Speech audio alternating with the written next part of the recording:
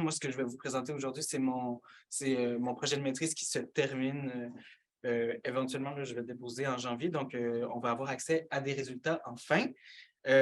Puis aussi, je voulais mentionner que mon association étudiante est en grève présentement. Et donc, moi, j'ai fait mon bac en travail social à l'Université Laval, puis déjà, on avait des moyens de pression là, pour la salarisation des stages. En 2018, c'est là que la lutte a commencé, puis on est encore dans cette lutte-là aujourd'hui. Là. Donc, je voulais juste prendre un moment là, pour le mentionner, parce qu'on n'est pas encore payé pour le travail gratuit qu'on fait. Donc, voilà. Aujourd'hui, je vais parler de l'émancipation par le cruising. Alors, on va déterminer ensemble qu'est-ce que c'est que le cruising, qu'est-ce que c'est que ce mot-là, au Québec, donc dans toute la province. Puis aussi, je m'identifie comme une personne non-binaire, donc j'utilise les pronoms il, elle, il, les accords en alternance, masculin, féminin, neutre. Le plan de la présentation aujourd'hui, c'est une petite définition du cruising. Après ça, je vous présente ma question de recherche. Je vous parle de ma méthodologie. Puis la partie la plus importante là, sur laquelle j'aimerais passer le plus de temps, c'est la présentation des résultats. La discussion, ça va être vraiment quelque chose de commun. Je veux vous entendre. C'est super important pour moi de savoir qu'est-ce que vous pensez de ce qui est présenté. Donc, ça va être la conclusion. Le cruising, qu'est-ce que c'est? Alors, je vous suggère une petite définition par John Alan Lee, qui est un sociologue canadien qui a réfléchi à la question et qui nous dit « Le terme cruising désigne la recherche active, généralement mobile, d'un ou plusieurs partenaires sexuels dans un lieu public. » Donc, quand on parle de lieux publics, ça peut être des lieux publics extérieurs. Moi, j'ai tenté de me concentrer davantage sur les lieux publics extérieurs, parcs, ruelles, terrains vagues, sous les viaducs, tous les endroits extérieurs qui sont plus utilisés là, justement pendant l'été au Québec. Mais sinon, il y a d'autres lieux publics ou semi-publics comme les toilettes, les centres d'achat, les toilettes d'université aussi, à l'UQAM notamment. Puis vraiment partout dans la ville finalement. Et aussi à la campagne. Donc, quelques caractéristiques qu'on peut isoler du cruising, c'est l'anonymat que ça permet d'avoir. Donc, la plupart du temps, c'est la nuit ou dans des espaces d'obscurité. Donc, et il n'y a pas beaucoup de dialogue. Donc, on n'entend pas la voix de la personne. On peut souvent pas reconnaître la personne du tout, le visage, parfois même le corps. Ça peut être...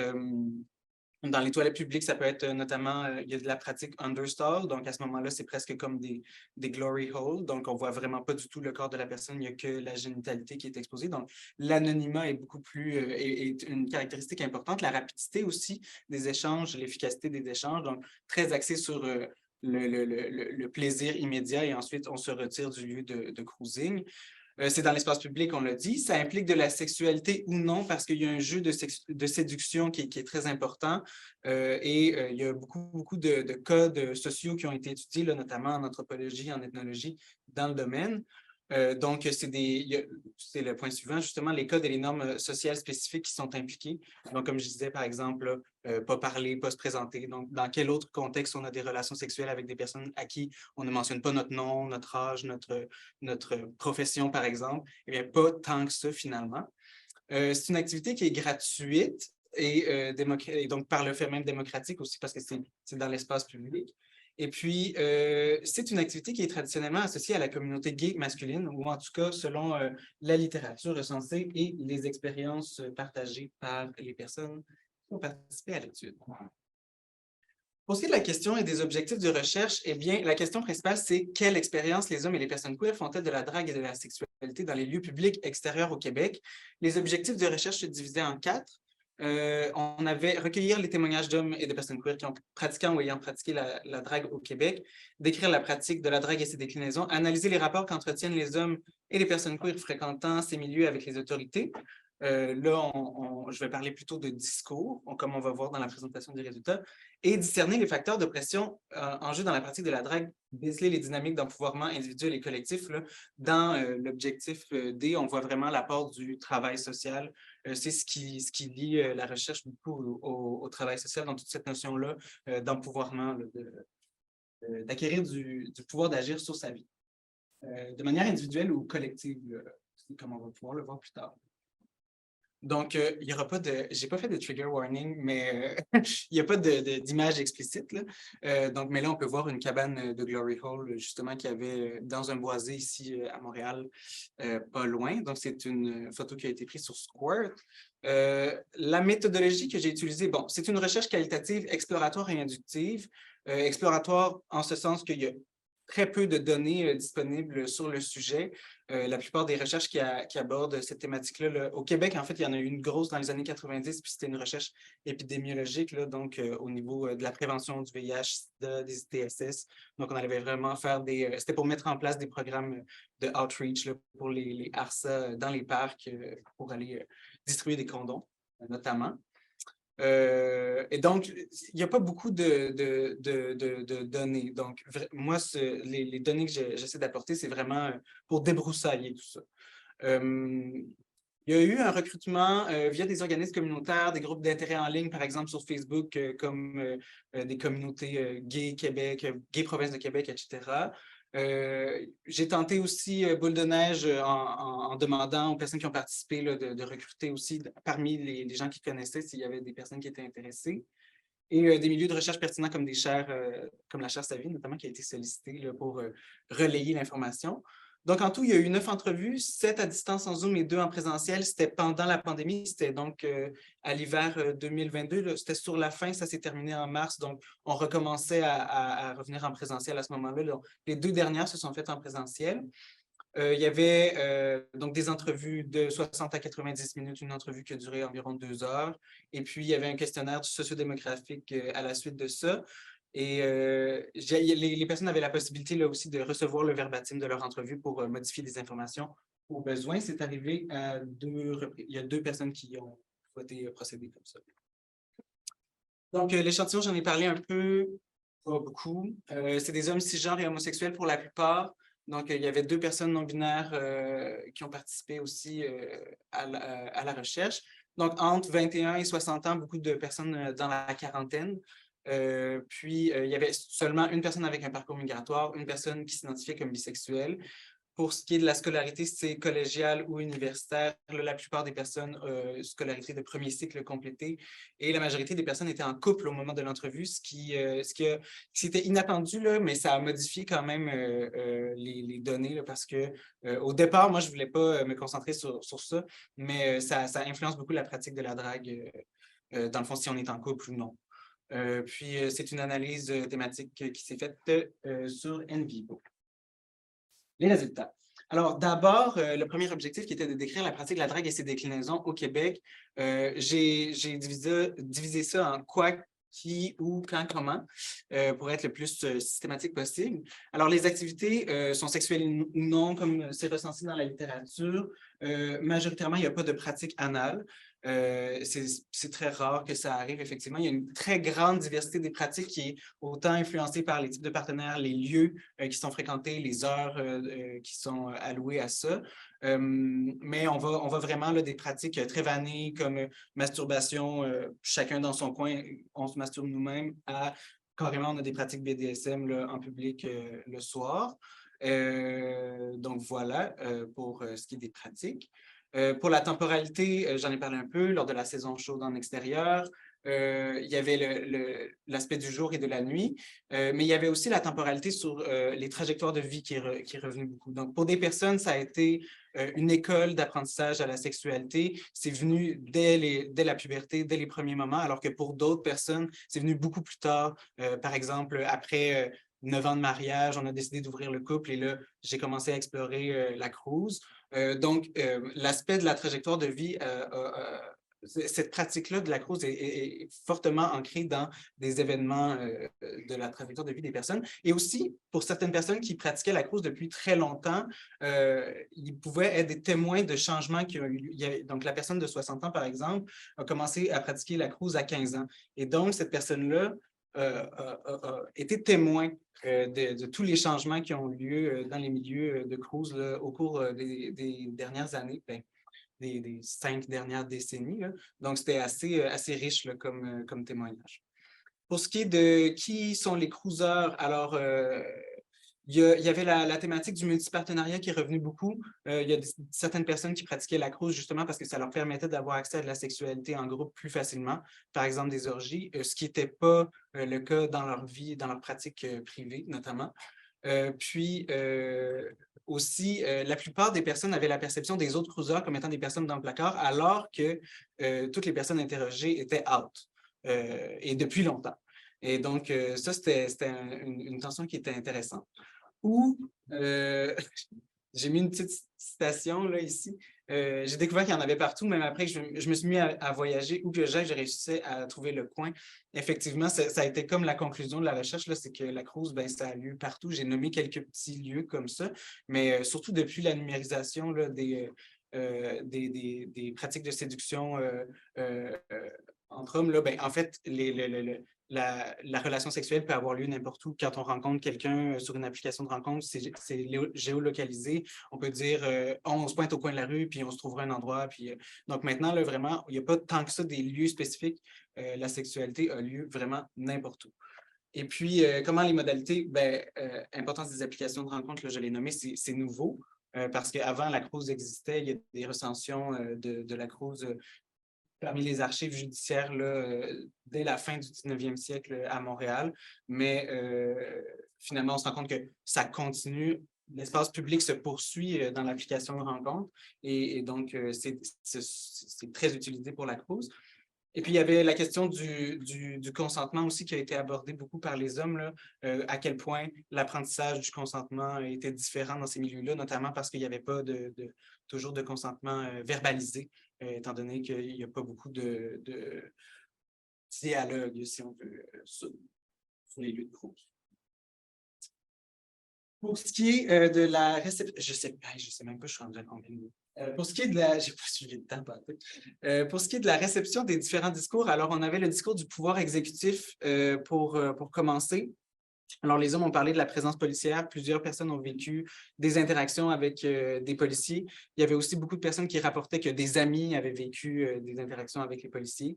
On a pu discuter ensemble des stratégies d'arrestation qui étaient mobilisées par les policiers et les gardes de sécurité, dont le piégeage et l'interpellation. Donc, l'interpellation qui consiste à demander à la personne de s'identifier, demander les cartes d'identité et pour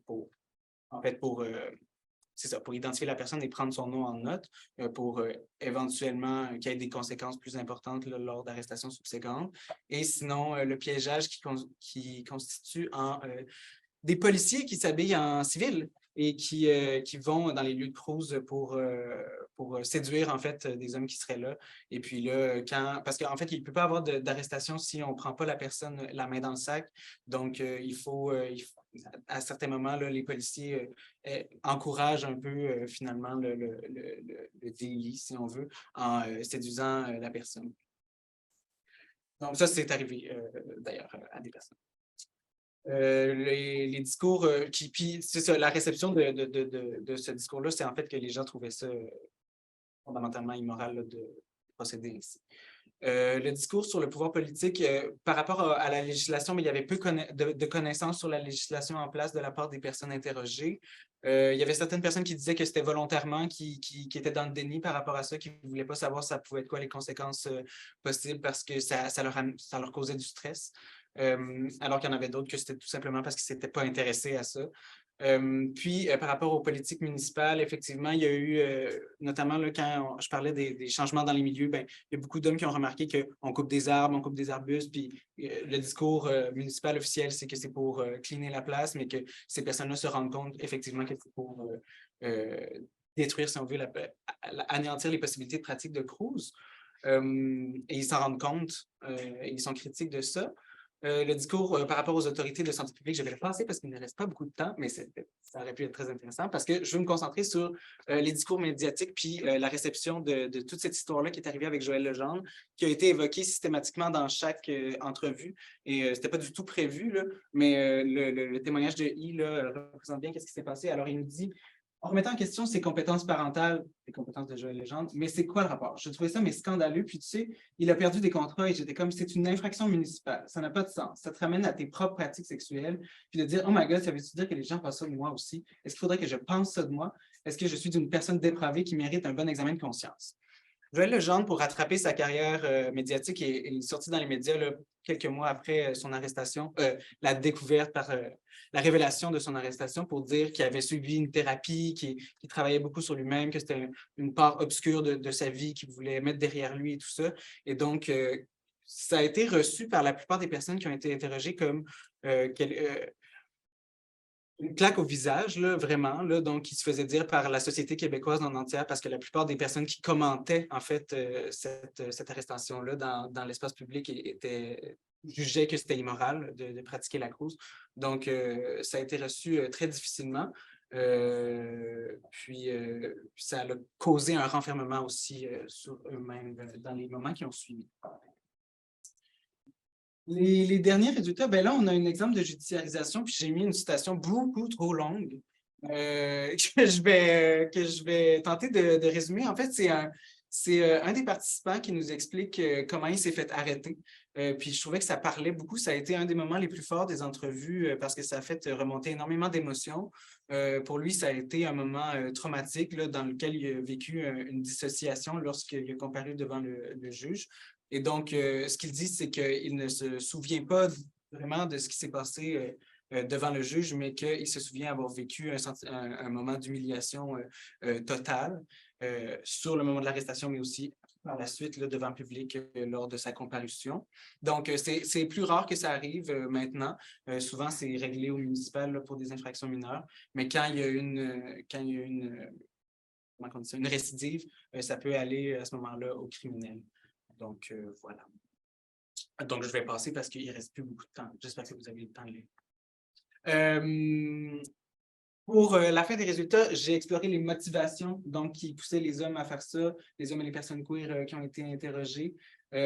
Donc, évidemment, c'est lié à la sexualité, c'est lié au plaisir, à la détente, à la relaxation, mais ça peut être la sexualité at large, pas nécessairement juste dans les lieux publics. Pourquoi on va dans les lieux publics? Parce qu'il y a de la nouveauté, il y a l'interdit, il y a la chasse aussi qui est évoquée comme quelque chose de très excitant.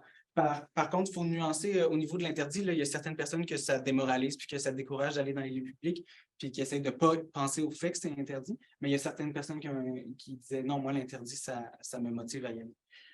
Pour ce qui est de l'accessibilité géographique, c'est-à-dire que c'est tout proche, c'est un peu partout, comme on a dit, économique, c'est gratuit, social, c'est facile. Souvent, on se fait dire j'ai pas besoin d'engagement dans une relation, j'ai pas besoin d'aller au bar, de cruiser quelqu'un, je veux juste je veux juste vivre un coït puis continuer ma journée. Alors, c'est comme il y a une facilité aussi derrière tout ça. Il y a une diversité des pratiques et des partenaires, je l'ai mentionné. Quels en sont les bénéfices? Premièrement, l'estime de soi. Alors, je me sens vraiment authentique quand je suis dans un rapport sexuel, puis je pense que j'apprécie ça autant, pas tant pour l'acte, mais plus pour à quel point je me sens à l'aise dans ce contexte. Et je me sens en confiance, je me sens performant. Il n'y a pas de raison de vivre si ce n'est pas pour être soi-même. Je me sens bien. C'est le moment où je me sens le mieux, quand je sais que je suis moi-même puis que je me sens en moi. Quand je ne suis pas en train de me regarder vivre, c'est là où je ressens le plus la réalité puis je me sens à ma place. Donc ça, c'est le témoignage de elle qui venait juste de parler, en fait, de plusieurs épisodes de dépression qu'il avait vécu durant la pandémie et puis qui avait eu des idéations suicidaires, qui avait pensé à l'acte. Puis quand il a dit ça, j'ai trouvé ça tellement fort, justement, où est-ce qu'il dit, il me racontait que ça l'avait gardé en vie, en fait, pendant la pandémie, puis que ça l'avait beaucoup, beaucoup aidé à ce niveau-là, se valoriser par rapport à son potentiel de désirabilité notamment. Puis, il y avait d'autres bénéfices qu'on n'aura pas le temps de voir, là. Mais entre autres par rapport à l'exploration identitaire, par rapport à l'union devant l'adversité, donc des personnes qui s'avertissent ensemble pour voir s'il y a de la police sur le terrain ou qui créent des alliances aussi face aux potentiels agresseurs, parce qu'il y a aussi des agressions homophobes dans ces milieux-là. Et puis, il y a la création d'une communauté qui a été recensée, effectivement. Là, c'est le témoignage de D qui nous dit moi, je ne connaissais pas du tout le milieu gay, puis j'ai eu accès à ce milieu-là par les milieux de Cruz. Et puis ensuite, j'ai découvert le village, j'ai commencé à avoir des amis gays et tout, mais je suis toujours retournée dans ce milieu de Cruz-là, puis ça n'a jamais été les mêmes personnes, ça a toujours été des personnes différentes, puis une communauté parmi laquelle je me suis sentie le bienvenu. Et donc voilà, j'ouvre sur les différentes manières que les témoignages nous permettent d'appréhender. En fait, les témoignages nous amènent une vision de la sexualité puis des interactions entre les êtres humains at large qui est très différente, qui est comme un point de vue décalé. Dans mon mémoire, je me base sur la phénoménologie queer, justement, puis de la manière à quel point la pratique de la crouse peut être intégrée comme une notion existentielle chez les personnes interrogées. Et donc, j'ouvre sur un questionnement, en fait, plus par rapport à votre sexualité. Est-ce que vous pensez que c'est complètement farfelu ou est-ce que vous pensez que c'est cool puis que tout le monde devrait pratiquer la cruise puis que ça devrait être plus généralisé? Alors voilà.